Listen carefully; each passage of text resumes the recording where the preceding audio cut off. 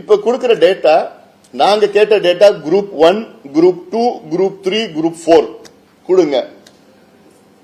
இதுவரைக்கும் தமிழக அரசு குரூப் 1 டேட்டா, குரூப் 2 டேட்டா கொடுத்ததே கிடையாது. அவங்க சொல்ற டேட்டா குரூப் 4. குரூப் 4ல வன்னியர்கள் வந்து கான்ஸ்டபிள் லெவல்ல இவ்வளவு பேர் இருக்கிறாங்க, 12% கிடைச்சிருச்சு.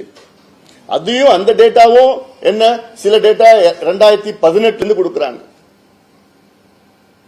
சில டேட்டா 10 ஆண்டுகள் டேட்டா கொடுக்கறாங்க, சில டேட்டா 5 ஆண்டுகள் கொடுக்கறாங்க.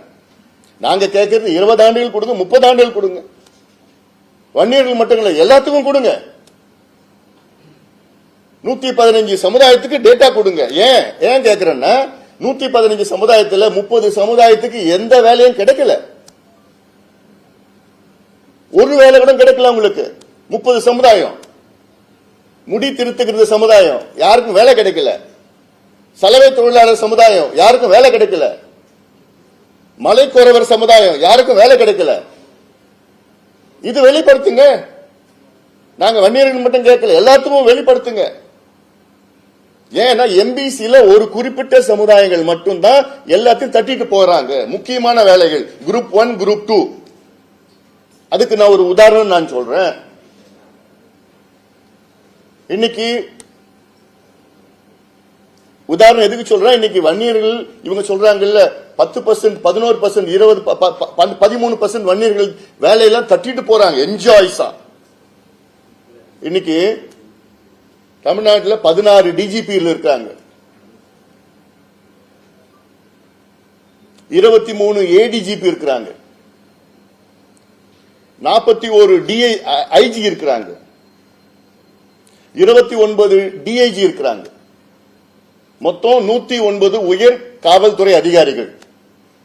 இந்த 109 உயர் காவல்துறை அதிகாரிகள்ல எத்தனை வன்னியர்கள் இருக்காங்க தெரியுமா? ஒருத்தர் தான். ஐஜி லெவல்ல ஒருத்தர் இருக்காங்க. இதுதானே சமூக நீதி? இதுக்கா 21 பேர் செத்தாங்க, இதுக்கா 100 பேர் உயிரை கொடுத்தாங்க? டிஜிபி, ஏடிஜிபி, ஐஜி, டிஐஜி 109 பேர் தமிழ்நாட்டில், ஒருத்தர் தான் வன்னியர், ஒரு ஐஜி. அப்போ இதுல 10% வந்துருச்சா? எவ்வளவு வந்திருக்கு இதுல?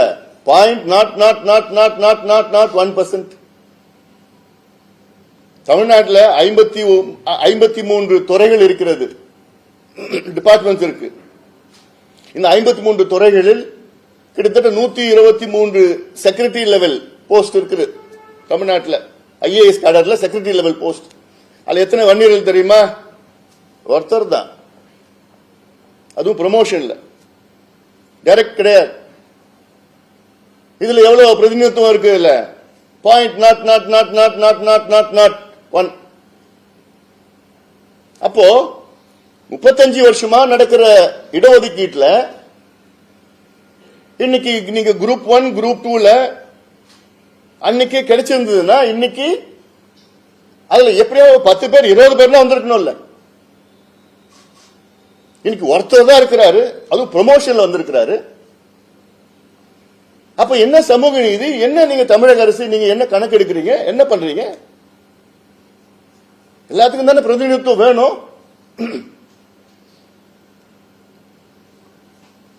இத எங்களுக்கு இதுக்கு பதில் வேணும். எங்களுக்கு we want a white paper on MBC reservation right from 1989. 89ல இருந்து எம்பிசி என்னைக்கு உருவாகுதோ 89ல இருந்து எங்களுக்கு வெள்ள அறிக்கை கொடுங்க. எந்த சமுதாயத்திற்கு என்னென்ன வேலைகள் கிடைச்சிருக்கு, என்னென்ன படிப்பு கிடைச்சிருக்கு.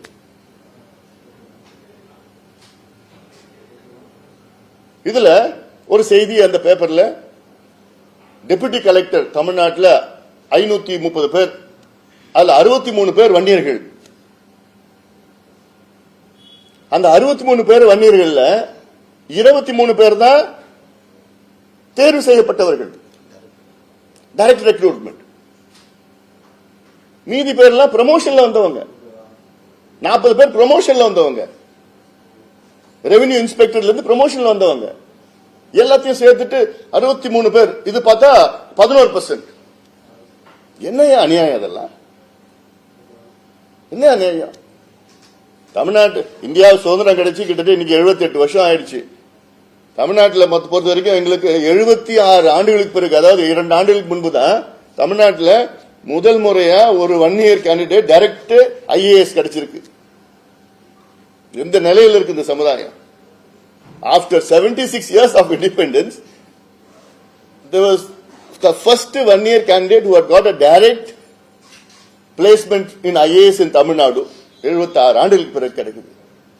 அப்போ இது என்ன சமூக நீதி நடக்குது? இப்போ இதுல யாரு கிடைச்சிருக்குது? என்ன கிடைச்சிருக்குது?